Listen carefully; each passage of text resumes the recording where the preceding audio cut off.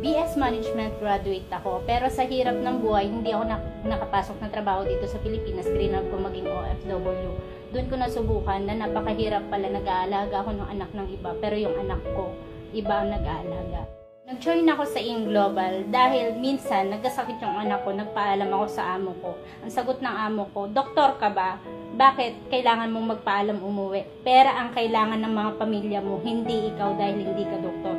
Doon ko na-realize na napakahirap talaga pala pag wala kang pera dahil hindi ka talaga makakauwi kung wala kang pera.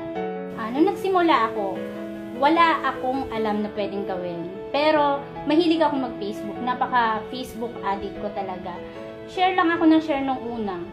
Hanggang sa mayroong nag-inquire, sabi ko, pwede palang gamitin ang Facebook. Doon na ako nag-start na gamitin yung Facebook. Kahit na naglilinis, tuloy-tuloy pa rin ang share ng business. Ginagawan ko ng paraan, nagtatago ako sa CR pag nandyan ang amo. Facebook pa rin ang Facebook. Pag nakatalikod ang amo, Facebook share pa rin about sa opportunity. Yun yung ginawa ko. Because of AIM Global, na-terminate ko yung amo ko dahil mas hinigitan na nito yung sahod ko sa abroad. Umuwi ako ng Pilipinas, agad-agad claim yung cheque ko, worth 300,000. Nag-full time na kami mag-asawa. Sa wakas, nabuo na ang pamilya namin dahil sa AIM Global. Then, after 6 months na nagpo-full time kami, doon naman kami nagkaroon ng first car namin na Innova, 2012. 2012, naging top rising star ako. Then, 2013, doon na ako napasok as top earner ng company.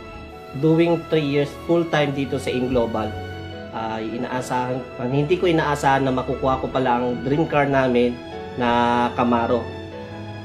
Hindi ko akalain din na sa dati kong trabaho na nagdadrive ako na bilang isang delivery crew, ngayon nagdadrive na ako ng sarili kong sasakyan, na yun nga ay si Bumblebee. Ito yung pinaka-ultimate dream namin mag-asawa, magkaroon ng sariling bahay. Nakuha namin itong townhouse worth 2.7 million. Doon na unti-unting nabuo yung pamilya namin, na may sarili na kaming bahay na hindi na kami nakikitira sa pamilya namin.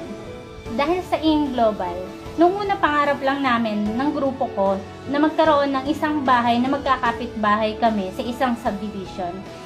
At nangyari nga yun. Ngayon, magkakapit-bahay kami. Napakasarap sa pakiramdam na hindi lang ikaw yung yumayaman, kundi pati ang grupo mo na talagang nagtutuloy-tuloy na gawin ang AIM Global.